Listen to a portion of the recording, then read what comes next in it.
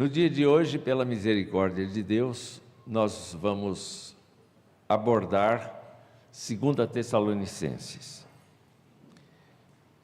Essa carta é a segunda que o apóstolo Paulo escreve à igreja de Tessalônica. Vamos nos lembrar que a igreja de Tessalônica é uma igreja muito nova, bem recente mesmo. É uma igreja composta de gregos, porque Tessalônica fica naquela região da Grécia, naquele tempo, não é? Especialmente, eu não sei se hoje é Turquia, mas fica lá. E também é uma igreja na qual o apóstolo Paulo ficou muito pouco tempo. Ele plantou a igreja da seguinte maneira: ele esteve durante 3 sábados seguidos na sinagoga dos judeus, que era muito forte em Tessalônica, e a partir dessas 3 visitas, ele explicou a Bíblia hebraica e mostrou na Bíblia hebraica o Messias, e mostrou na Bíblia hebraica a presença de Jesus Cristo. Ele acabou dando para aquelas pessoas uma visão mais ampla do sentido do Antigo Testamento, não apenas a história de Israel, não apenas as profecias, mas especialmente ele deu para aquelas pessoas a noção de que era necessário que o Messias fosse o servo sofredor, que o Messias fosse aquele que assumisse o lugar dos pecadores. Ele acabou mostrando que a vida das pessoas deve se mover em cima de 3 eixos principais. E ele cita isso na sua primeira carta. Quais são os 3 eixos? Uma fé operante, quer dizer, não uma fé teórica, não uma fé metafísica, mas uma fé que atua, uma fé que faz a coisa andar, não é? Quando a gente diz assim, eu creio, mas não sai do lugar, essa não é exatamente a fé bíblica. A fé bíblica é aquela que diz assim, eu creio e eu não posso ficar quieto, eu creio e não posso parar, eu creio e não posso deixar de testemunhar do que está acontecendo na minha vida. Essa é a fé operante, não é? Quer dizer, mesmo que você seja uma pessoa tímida, uma pessoa introvertida, uma pessoa que gosta de ficar quietinha, de não aparecer em lugar nenhum, a fé operante é aquela que de alguma maneira vai mostrar que você não é como os outros. Você pode ser uma pessoa quietinha, mas você é uma pessoa que tem princípios, é uma pessoa que não acata qualquer coisa, é uma pessoa que julga e discerne bem todas as coisas, e isso vai evidenciando que você é uma pessoa crente em Jesus Cristo. Todo crente, quando a gente ouviu hoje de manhã a fala a respeito de quem é o remanescente, o pregador disse, você precisa saber se você é do remanescente. E a forma como a gente fica sabendo se é o remanescente ou não, é justamente o fato de que, quando a gente vê uma coisa que não está de acordo com a palavra de Deus, imediatamente a gente tem uma manifestação até física, a gente fica constrangido fisicamente, a gente dá a entender que aquilo está contrariando o nosso princípio de vida. E mesmo que a gente não fale uma palavra, a gente já consegue mostrar aos outros que a gente não vai com a turma. A gente é de Deus, e essa é uma forma de nós entendermos a fé operante. O segundo eixo de Paulo para essa igreja era o amor pelos irmãos. Num mundo que está sobremodo egocêntrico, egoísta, avarento, o crente não é mão aberta, mas o crente é solidário. Preferencialmente para os da fé inicialmente. Não é? Ele cuida dos da fé, ele cuida dos seus irmãos de fé. É o remanescente, eu vou aproveitar hoje, o remanescente vai ficar na minha cabeça aqui o tempo todo. É o remanescente se ajudando mutuamente, mas não se fechando. Se ajudando, dando preferência a essa ajuda, mas não se fechando em si mesma. Nós não somos uma comunidade cristã que desconhece o que está acontecendo no mundo, não é? Nós não somos uma comunidade cristã que fica alheia às necessidades do próximo. Então, mesmo que ele não seja crente, mesmo que ele não seja do nosso convívio, se ele precisa de ajuda, o nosso amor faz com que a gente se prontifique a ajudar com o que a gente tem. E os tessalonicenses evidenciavam isso, eles se amavam. Mas por que eles se amavam? Eles se amavam especialmente pelo fato de que eles estavam sendo muito pressionados pela sociedade da sua cidade. De um lado, a sinagoga dos judeus não queria perder nenhum membro, mas as pessoas estavam aceitando a Jesus Cristo e deixando o convívio da sinagoga para ir para outro lugar. Não é agradável para a gente perder membro. E os judeus tinham muita raiva de Paulo, exatamente pelo fato de que ele não apoiava os ritos judaicos, ele não apoiava as cerimônias judaicas. Ele disse: gente, isso já passou. Isso teve o seu tempo, mas agora não é mais esse tempo, porque Cristo veio e substituiu todos esses ritos. Então você tem que crer em Cristo e não seguir os ritos. E isso confundia e magoava os judeus, e eles pressionavam. Os de Tessalônica, especialmente, ficaram tão magoados que onde Paulo ia, eles iam atrás para tentar desfazer a pregação de Paulo. Mas os tessalonicenses tinham outro inimigo, que eram os próprios patrícios, os próprios companheiros de cultura, porque eles passaram a não adorar os deuses da fertilidade. Eles foram em praça pública e eles queimaram os livros, eles fizeram uma solenidade se despedindo da vida velha, da cultura do seu povo. Eles abandonaram o jeito de pensar idólatra para aceitar o Deus vivo. Então, eles contavam apenas com a solidariedade deles mesmos. E é por isso que Paulo diz assim: gente, vocês têm um amor fenomenal. Vocês estão se cuidando, vocês estão, não estão deixando que nenhuma pessoa se perca. Quando alguém enfraquece, vocês estão indo na direção dessa pessoa e alimentando, abençoando, cuidando dessa pessoa para que ela não esmoreça.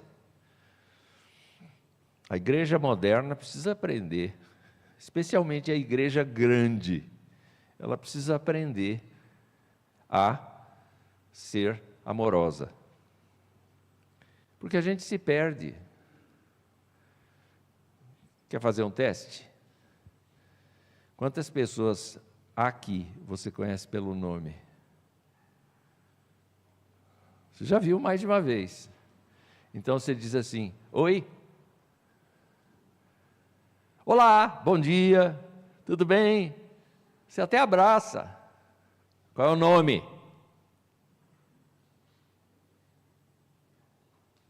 Percebeu? Eu não estou falando de ser amigo, porque amigo a gente tem poucos, né? Amigo é assim, de confiar o coração, a gente tem muito poucos. 2, 3 pessoas no máximo. Olha lá, que a gente confia para entregar o coração. Mas quando a gente está numa igreja, tudo fica muito, muito rápido.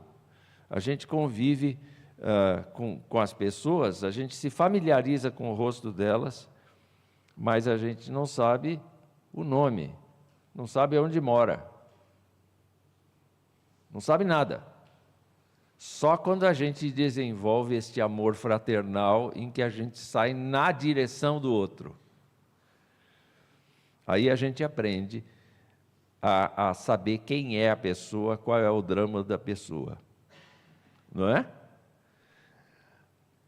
E os tessalonicenses tinham isso como segundo pilar.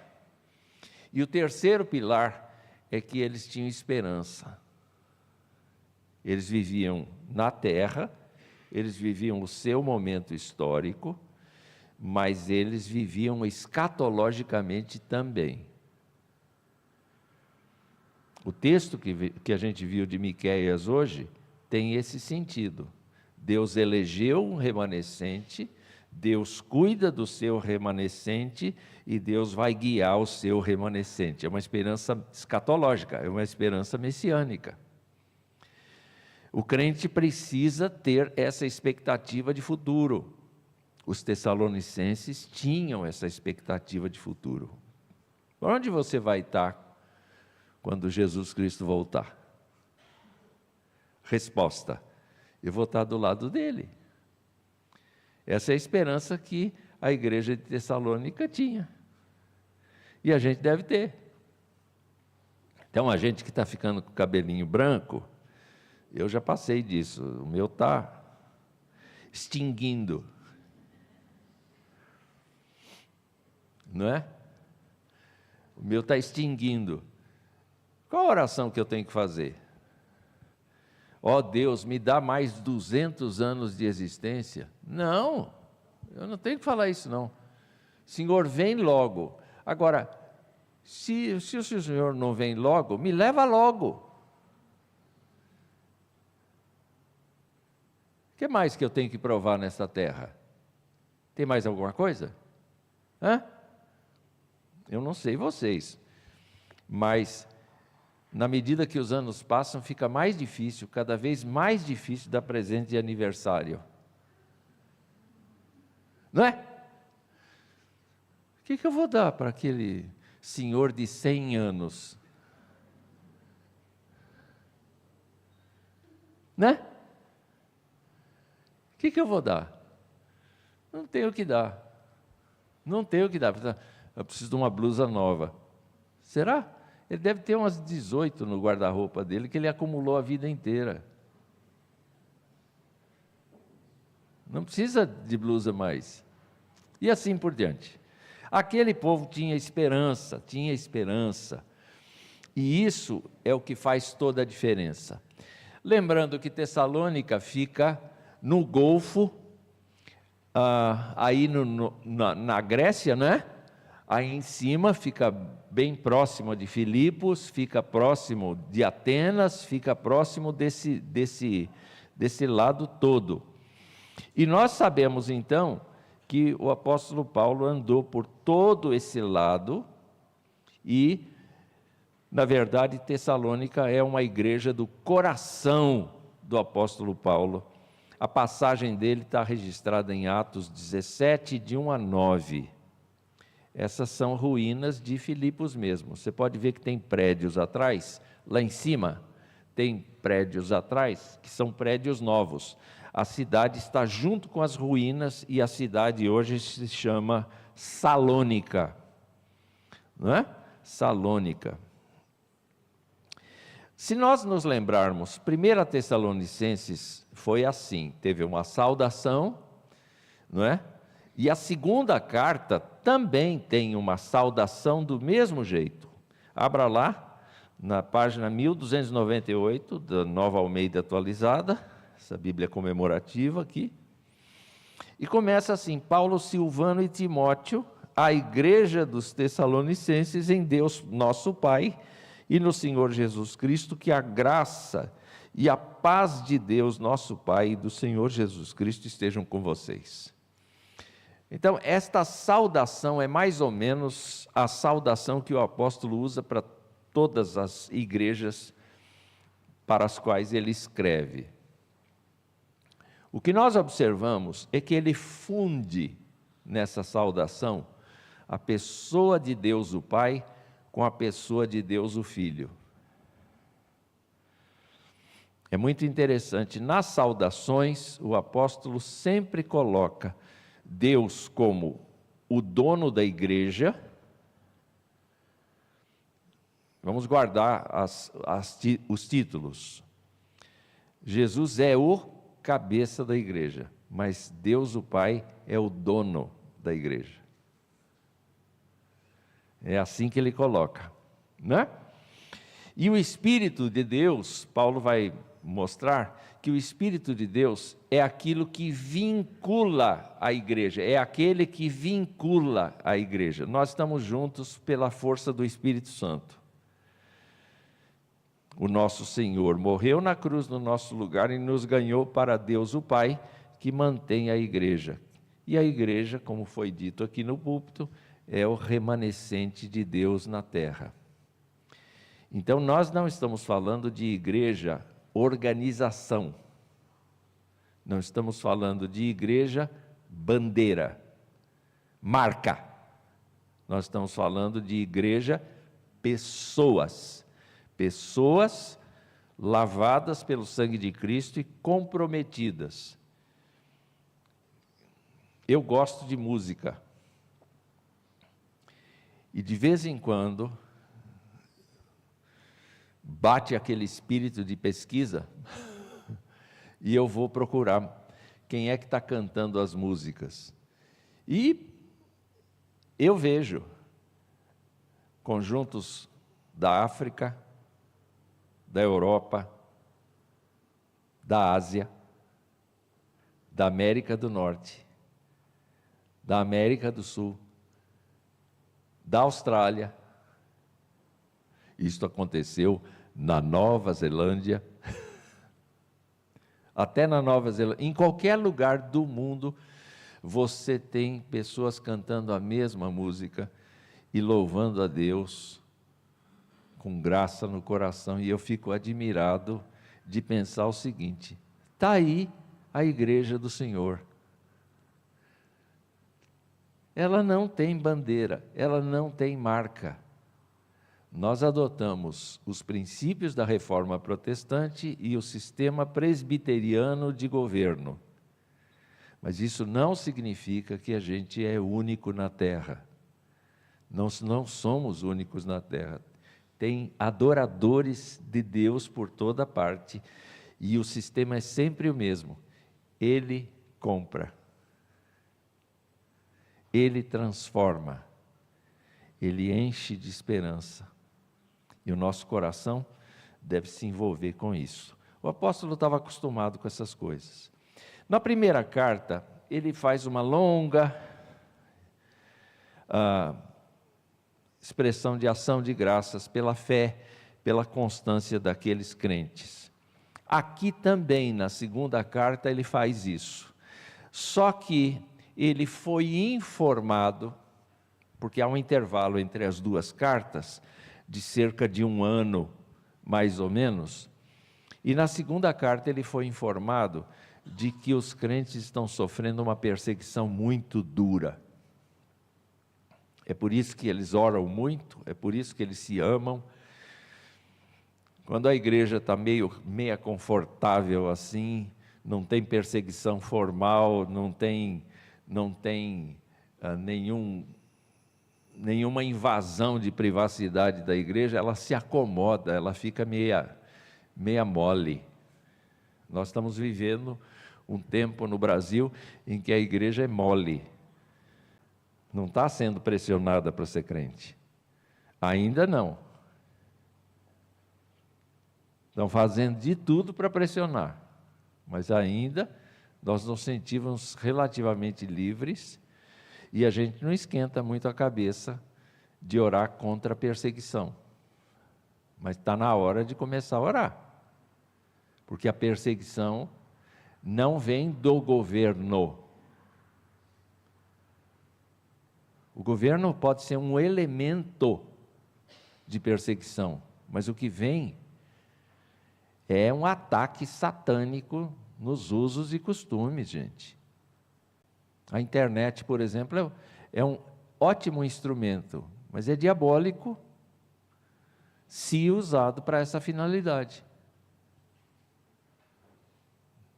Concordam vocês? Não é? A gente pode extrair coisa muito boa da internet, mas também a gente pode ir para o inferno por causa da internet. Então, é necessário a gente ponderar que nós vemos na igreja de Tessalônica uma tensão muito grande contra os crentes e, por conta disso, uma reação dos crentes em oração, em amor, em confiança, em luta, e o apóstolo Paulo dá muitas graças por conta dessa situação aí, e encoraja os crentes dentro do que ele pode encorajar. Veja, por exemplo, o versículo 11 do primeiro capítulo. Não cessamos de orar por vocês, pedindo que o nosso Deus os torne dignos da sua vocação e cumpra com poder todo o propósito de bondade e obra de fé, a fim de que o nome de nosso Senhor Jesus Cristo seja glorificado em vocês, e vocês sejam glorificados nele, segundo a graça do nosso Deus e do Senhor Jesus Cristo. Ele diz assim, olha, versículo 4, nos orgulhamos de vocês, por causa da perseverança e da fé, em todas as perseguições e tribulações que vocês estão suportando. Mas, ele também diz, versículo 9, os que perseguem vocês, os que atribulam vocês, sofrerão penalidade de eterna destruição, banidos da face do Senhor e da glória do seu poder. Então, fiquem firmes, porque aquelas pessoas que maltratam vocês serão punidas pelo Senhor. Essa é a forma dele consolar a igreja. Essa é a forma dele consolar diante da perseguição. Na primeira carta, a gente ainda vê essa questão aqui. O apóstolo Paulo, então, diz lá na primeira carta, como ele ficou preocupado, porque ele deixou a igreja repentinamente. Na verdade, as pessoas imaginam que ele ficou lá, talvez por volta de um mês, mas os comentaristas dizem, olha, para Paulo ter que trabalhar, conseguir trabalho, ele era fabricante de tendas, para ele conseguir trabalho e conseguir se manter, ele deve ter ficado ali de 3 a 6 meses. Só que ele foi praticamente, saiu fugido da cidade. Os irmãos pegaram Paulo e o levaram para a próxima cidade. Então ele explica por que isso aconteceu.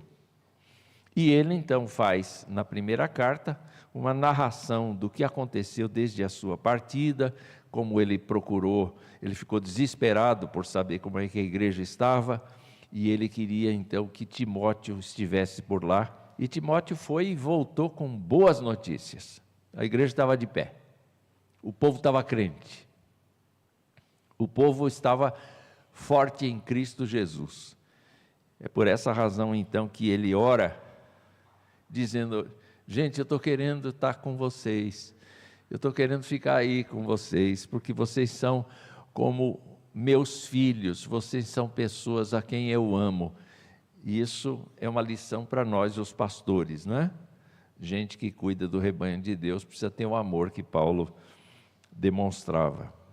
Depois, o apóstolo Paulo, na primeira carta, exortou a uma vida santa e ao amor fraternal. Por que uma vida santa? Por causa da terra. A terra não tinha problema com prostituição. A prostituição era comum. A imoralidade era comum. O adultério era comum. Eram coisas que as pessoas praticavam até em nome de uma religião. E Paulo diz assim: saiam disso, fujam da imoralidade. Fujam da imoralidade. Esses dias eu peguei o catálogo da Netflix e eu fui procurar um filme de bandeira verde. Tem cor, né, a bandeira? É a indicação.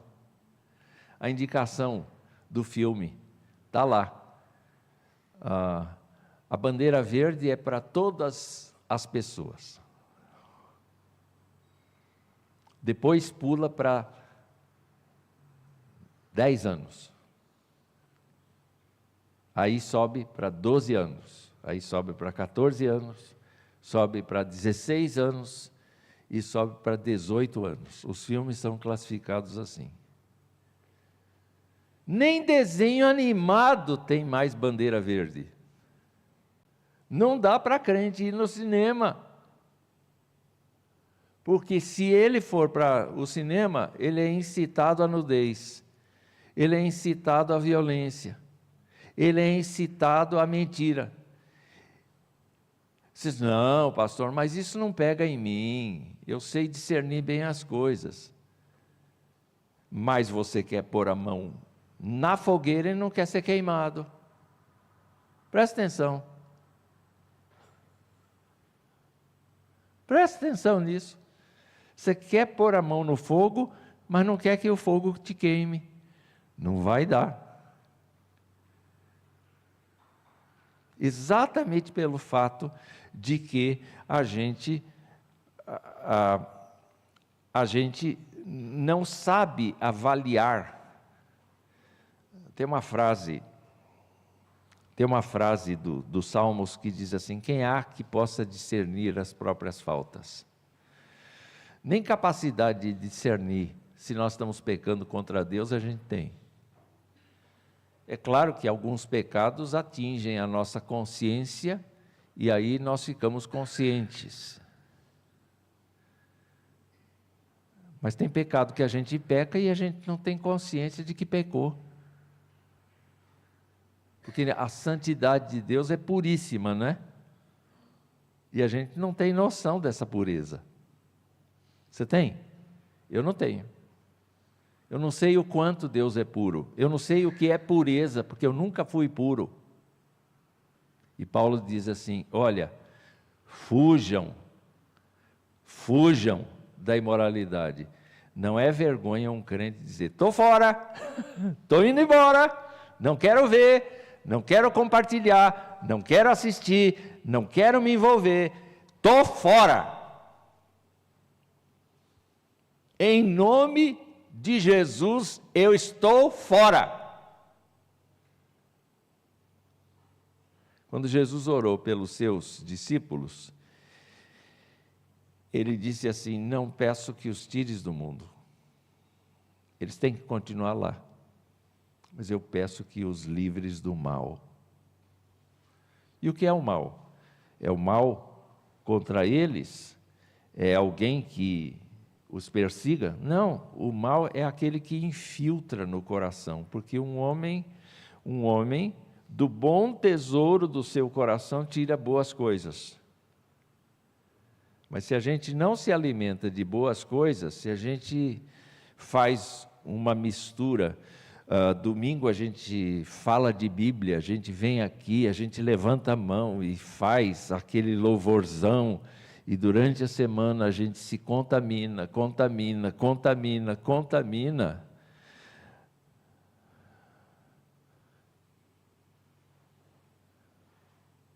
Paulo está dizendo, olha, fora com isso, fuja. E eu sei, meus irmãos, eu experimento como é duro fugir. Como é duro fugir. Não é? E aí Paulo, então, faz uma revelação a respeito, na primeira carta, isso faz uma revelação do que vai acontecer no final, no dia do Senhor, quando o Senhor Jesus voltar. Ele disse que quando o Senhor Jesus Cristo voltar, vai haver um encontro do seu remanescente, da sua igreja com ele nas nuvens. E em primeiro lugar, vão ressuscitar os crentes em Cristo que estão dormindo, vamos dizer assim, estão mortos.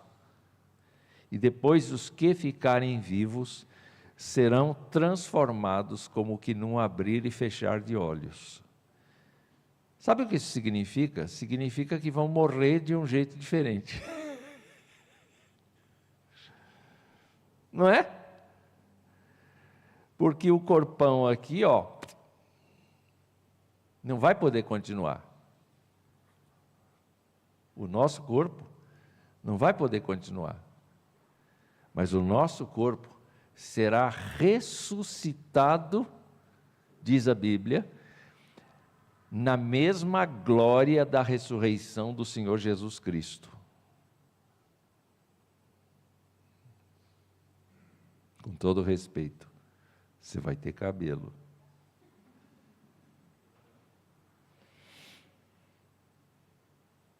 Os que estão participando da Paralimpíada, que são crentes em Jesus Cristo, terão um corpo completo. Não me pergunte como é que será a aparência das pessoas, porque eu não imagino. Se antes ou depois da plástica. Eu não sei como é que vai ser. Será que nós vamos conhecer? Olhe, vai ser meio complicado isso. Porque se a gente conhecer, a gente vai sentir falta de quem não está. E como não haverá tristeza, é melhor a gente esperar do que ficar, né? A informação que a gente tem é esta, que naquele dia a igreja vai se reunir com o noivo e vai ser uma festa, gente. Vou dizer uma coisa assim que eu acho magnífica. Os desafinados serão afinados.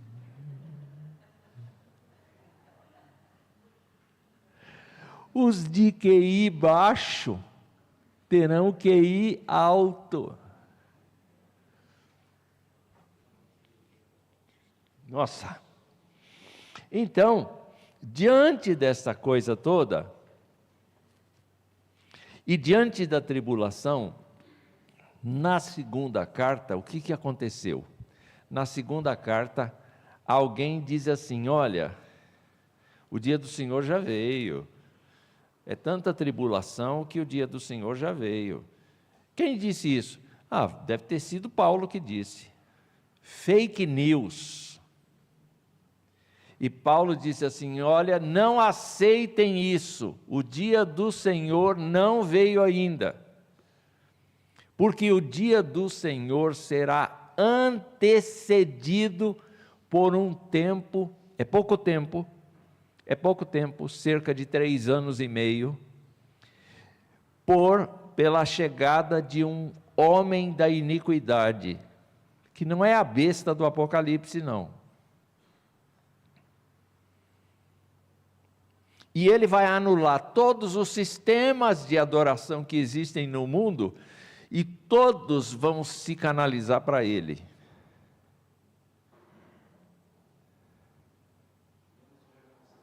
menos o remanescente. O remanescente vai ser morto,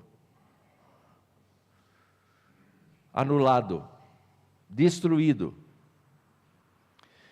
Então, meus irmãos, aquela ideia que a igreja seria triunfante e gloriosa nesta terra,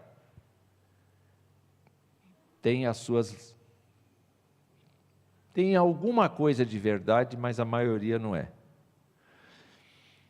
Eu quero, então,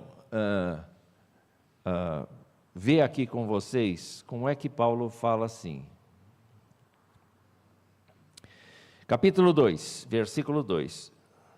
Não se deixem demover facilmente de seu modo de pensar, nem fiquem perturbados, quer por espírito, quer por palavra, quer por carta, como se procedesse de nós, dando a entender que o dia do Senhor já chegou. Ninguém de modo nenhum os engane, porque isso não acontecerá sem que primeiro venha a apostasia e seja revelado o homem da iniquidade. A apostasia é a incredulidade. A apostasia é uma pessoa mudar de lado. Antes eu cria, agora eu não creio mais. Qualquer dia a gente conversa mais detalhadamente sobre isso. Dá para uma pessoa cair? Nós vamos conversar sobre isso em outro dia. Quem sabe no ano que vem. Por enquanto, nós vamos seguir aqui na exposição do texto. Sem que primeiro venha a apostasia. Eu queria remeter vocês para Mateus. Mateus capítulo 24, vai lá, por favor. Mateus, o capítulo 24. E eu queria mostrar para vocês, no discurso de Jesus,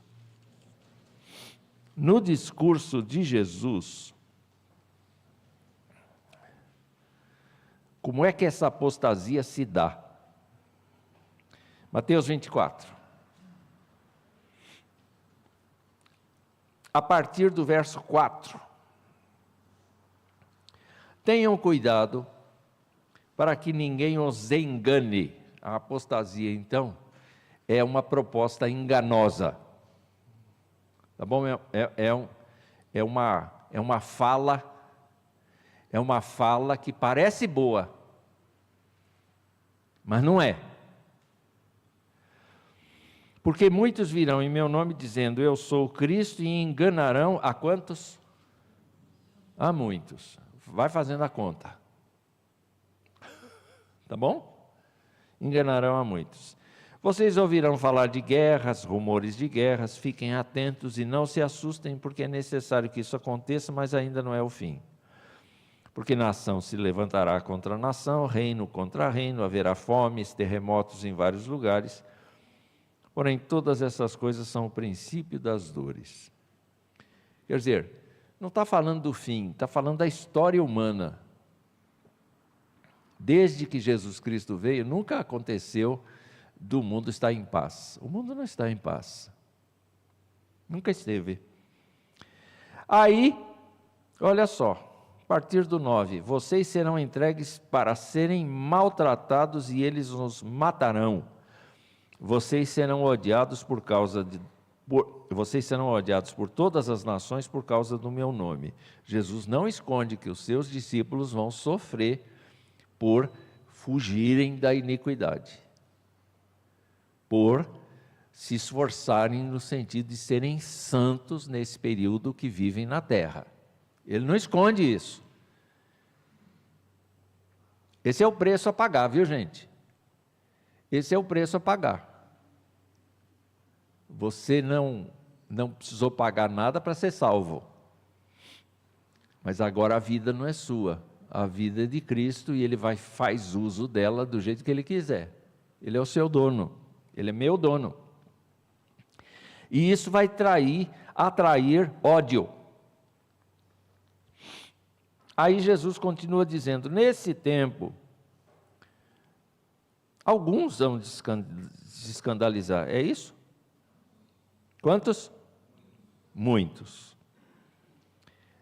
Se escandalizar. E vão fazer o quê? Trair e odiar uns aos outros. Muitos falsos profetas se levantarão e enganarão a alguns. Hã?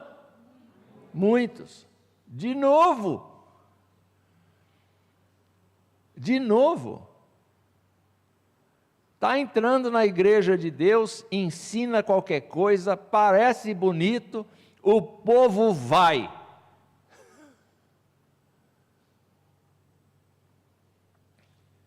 Quando lá no passado alguém disse que a religião é o ópio do povo, é mesmo. O crente não pode ser religioso, o crente tem que refletir na fé. O crente tem que ser uma pessoa sábia e discernir os tempos e discernir as situações. Ele não pode se fiar a qualquer coisa que ele ouve. Ele precisa ser extremamente seletivo. Aí ele diz assim: e por se multiplicar a maldade, verso 12, o amor se esfriará de quase alguns. O amor se esfriará de quase todos. Paulo dizia assim: gente, eu choro, porque eu vi crentes que andavam comigo, que criam nas mesmas coisas que eu, e agora eles estão absolutamente do outro lado. Eles estão incrédulos, eles estão sem esperança, eles estão desanimados, eles estão abatidos. É possível que neste grupo aqui, o amor esteja muito frio já. Porque o ardil é muito forte.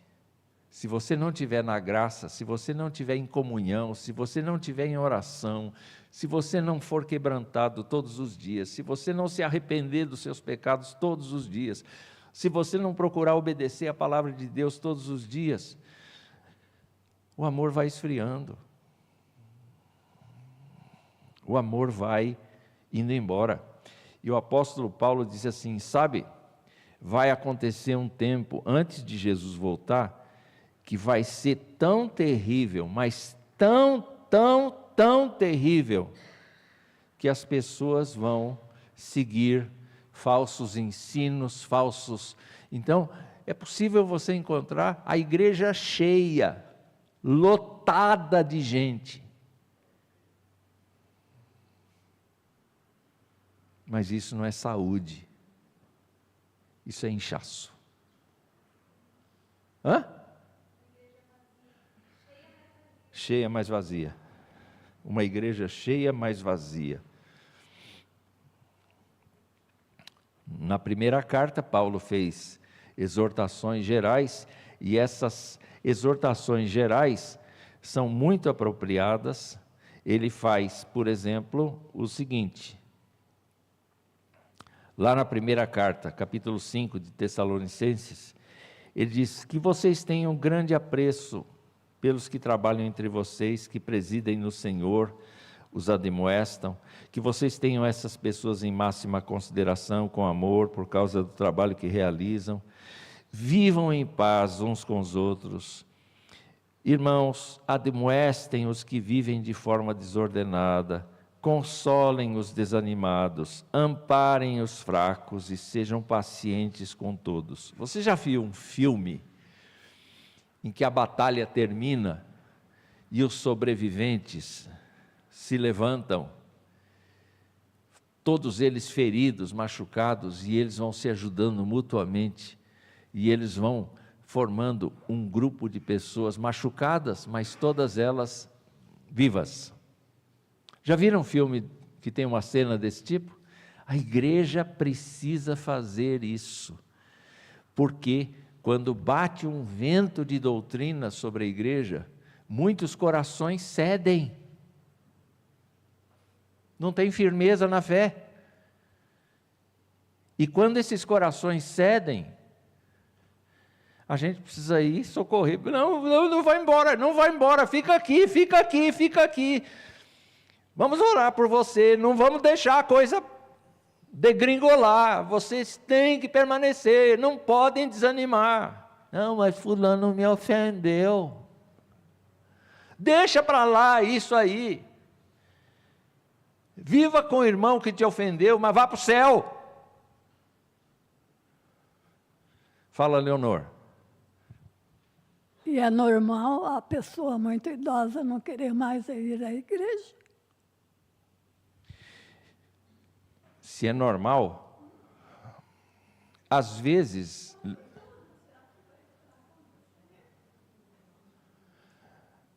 Leonor, às vezes a gente tem problemas orgânicos. A gente, às vezes, tem uma subida de pressão, a gente tem um alto índice de açúcar no sangue, a gente tem... Eu sei que você tem tudo isso. Eu sei. Você é um INSS a céu aberto.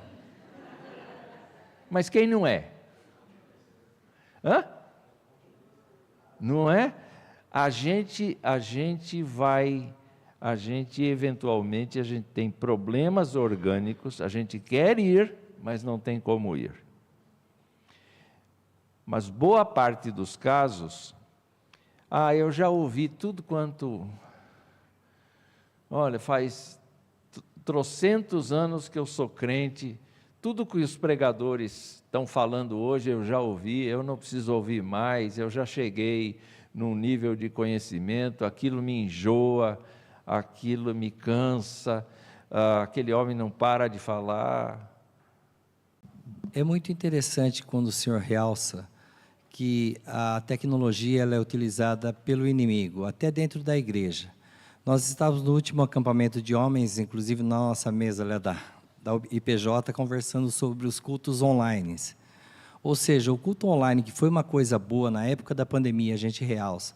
E também para atingir aquele, até auxiliando na resposta da irmã Leonor, que está impossibilitado de sair de casa, ele está fazendo com que aquelas pessoas se acomodem e deixem da convivência, né? E também até aquele que está aqui na igreja, aqui com a sua saúde, está convivendo aqui, que deixe de visitar aquele também que está combalido em casa, vou usar essa linguagem, combalido. Então a igreja vai além disso. Essa internet, essa coisa que veio para facilitar, ela está sendo usada como pretexto. E o que Paulo fala mesmo, né, eu estava até compartilhando com os irmãos, que muitas vezes aquela senhora viúva que está doente, que está precisando, a igreja também, quando Paulo fala, é aquela igreja, quando ele fala amor fraternal, é aqueles que vão orar com ela, é aqueles que vão buscá-la em casa para um momento de ceia aqui.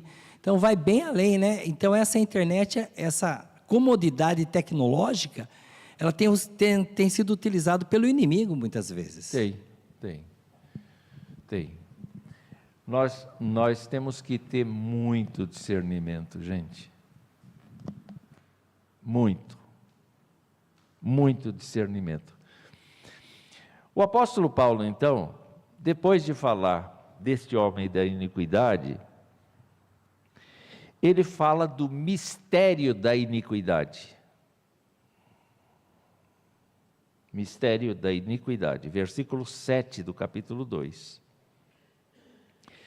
E ele diz assim: o homem da iniquidade vai ser revelado no fim dos tempos, mas o mistério da iniquidade já está operando. Nós ainda não temos um líder mundial que atraia todas as pessoas para ele, mas se está se encaminhando para isso, um líder mundial carismático, mas Paulo diz que ele vai fazer milagres e sinais fantásticos,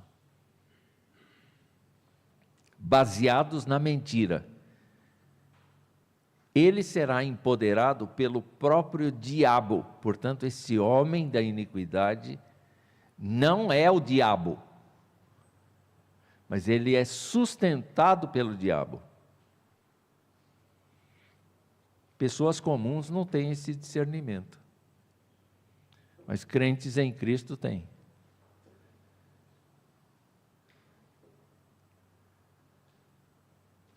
Então, o apóstolo faz o quê?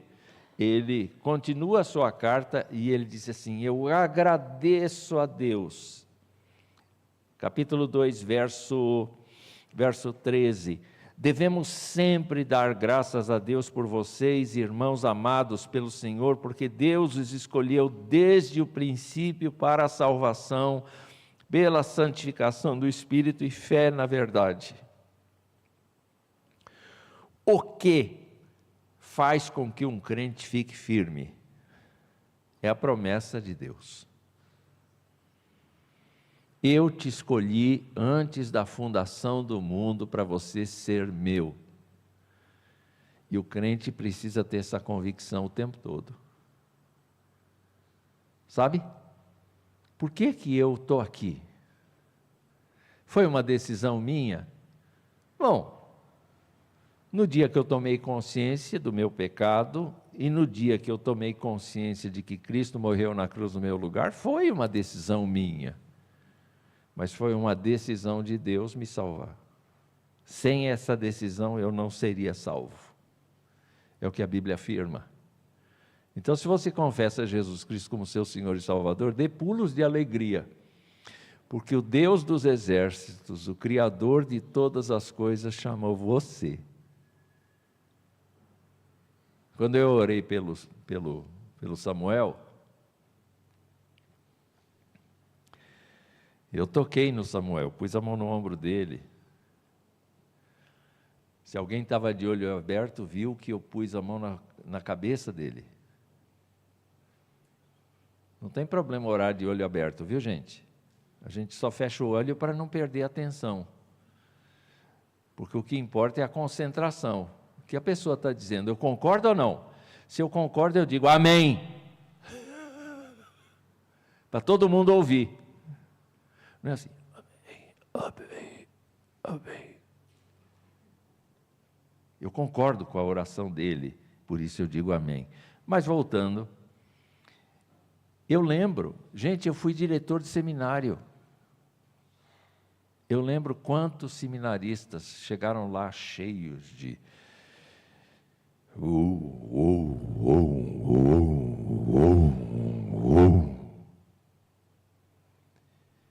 E estão fora do ministério, adulteraram, largaram sua mulher, largaram seus filhos, foram viver com um amante, gente que roubou a igreja.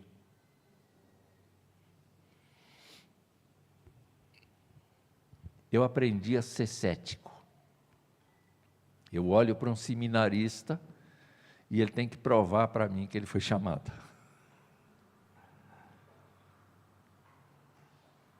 E eu senti no Samuel um tremor assim, sabe? Quando eu estava falando, Samuel, não é? Eu senti um tremor dentro dele, por conta da responsabilidade que Deus coloca nos nossos ombros. Eu termino a aula aqui, eu saio daqui completamente abatido. Porque, ó Deus, eu brinquei quando não devia brincar. Eu falei palavras inapropriadas. Eu não sei se eu machuquei algum crente. Eu não sei se eu escandalizei algum crente com o que eu fiz. Ó Deus, tem misericórdia deste povo. Tem misericórdia de mim. E uma coisa que eu tenho observado na leitura que eu faço dos grandes pregadores, e eu quero copiar, perguntaram para, acho que é o William Carey, o que você quer que escreva no seu túmulo? Ele disse, eu não quero que escreva nada, porque eu sou um pecador miserável. E ele foi o pai das missões. Quando perguntaram a João Calvino alguma coisa nesse sentido, João Calvino disse assim: eu não quero nem que coloque lápide, eu não quero ser identificado no meu túmulo, porque eu sou tão pecador, eu sou tão falho, eu sou tão fraco diante do meu Deus, que eu não quero nem o lugar onde eu vou ser sepultado que fique marcado. Tanto é que ninguém sabe onde é que está enterrado. Agora nem pozinho tem, né? Já faz tanto tempo, né? Já voou. O apóstolo Paulo, então, termina a carta fazendo esta ação de graças e encorajando. Ele diz assim, que o próprio Jesus Cristo, nosso Senhor e Deus, o nosso Pai, que nos amou e nos deu eterna consolação e boa esperança pela graça, console o coração de vocês e os fortaleça em toda boa obra e boa palavra. Eu gosto muito da segunda carta aos Tessalonicenses, porque você pode abençoar pessoas com os versículos dessa carta. Tem algumas tiradas aqui do apóstolo Paulo que são muito boas. Por exemplo, o verso 3, o verso 5 do capítulo 3. Dá para ler juntos? 1, 2, 3.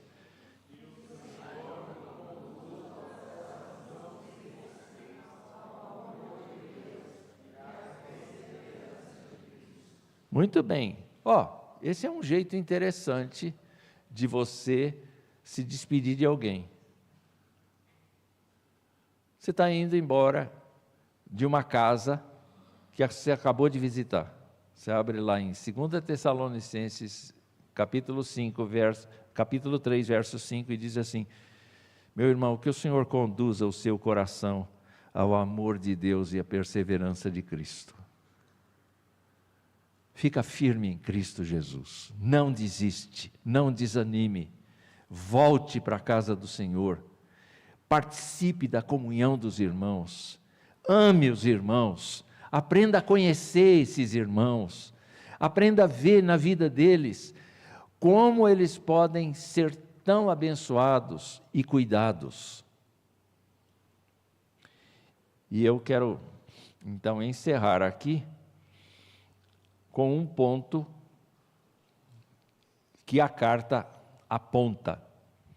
Jesus Cristo vai voltar logo, não vai? Muito bem, então eu vou parar de trabalhar. Eu já vou desfazer de todos os meus bens e eu vou viver da caridade dos irmãos. O que vocês acham disso? Alguém falou ótimo? Né? Alguém falou ótimo? Não é? E o apóstolo Paulo diz assim: olha, eu trabalhei, eu nunca cobrei de vocês o sustento que eu merecia por ser pregador do Evangelho. Eu trabalhei, eu sirvo para vocês de exemplo. Então eu digo o seguinte, para aquelas pessoas que estão indo de casa em casa, atormentando os outros, pararam de trabalhar, venderam os móveis porque Jesus Cristo vai voltar logo, eu digo o seguinte: quem não trabalha, que não coma também. Então o apóstolo diz: sabe aquele pessoal que disse que o dia do Senhor já veio? Sabe esse pessoal que parou de trabalhar e que quer viver da caridade dos irmãos? Fuja dessa gente, não se associe com essa gente, não aceite amizade com essa gente. É muito sério.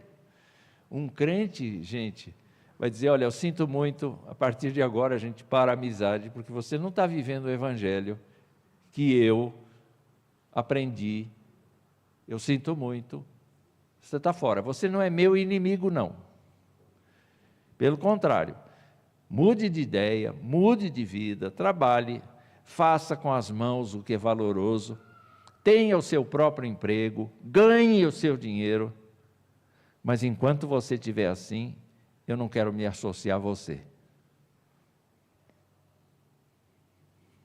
Oh, que crente insuportável. Não, esse é o crente verdadeiro. Ele é ruim. O crente verdadeiro é justo. Você está com brincadeira com a graça de Deus? Eu estou fora. Eu não vou te tratar como inimigo. Mas você precisa se corrigir. Do contrário, não vai ter minha amizade. É assim que Paulo diz, é necessário disciplina. E aí ele termina a carta, então, fazendo esta saudação, que o Senhor da paz, Ele mesmo dê a vocês a paz, sempre e de todas as maneiras, o Senhor esteja com todos vocês. E observem só, a saudação é do próprio punho, Paulo. Você viu que ele não escreveu, né? A carta. Quem escreveu foi outra pessoa. O que ele fez foi assinar embaixo. Né? Então é o sinal da carta, é assim que eu assino. Então eu queria terminar esse nosso encontro aqui, pedindo que vocês leiam. Gente, são 8 capítulos, somando as 2 cartas, você gasta precisamente 17 minutos e 32 segundos para ler. Se você ler rápido, é menos tempo ainda. É muito fácil ler. É muito fácil ler. Leia as cartas de Paulo aos Tessalonicenses. E eu quero terminar o nosso encontro desta manhã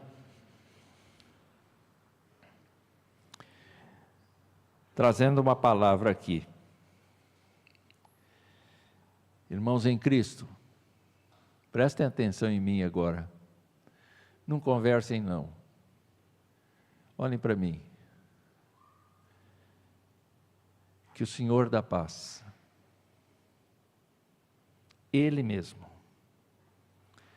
dê a vocês a paz. Sempre, sempre. E de todas as maneiras. O Senhor esteja com todos vocês. Não desistam da fé. Não se deixem levar por nenhum conceito que não esteja explicitado na palavra de Deus. Examinem tudo, examinem a vocês mesmos. Andem na graça do Senhor, rejeitem o ensino falso. Rejeitem a imoralidade. Essa é a mensagem. E eu vou tomar essa mensagem para mim mesmo, porque eu preciso tanto quanto vocês dessa mensagem. Eu não estou falando de um pedestal, não. Eu estou falando do mesmo chão. Mesma coisa. Amém? Diga ao seu irmão aí, o Senhor te abençoe e te guarde. Sônia. Te abençoe e te guarde. O Senhor te abençoe e te guarde.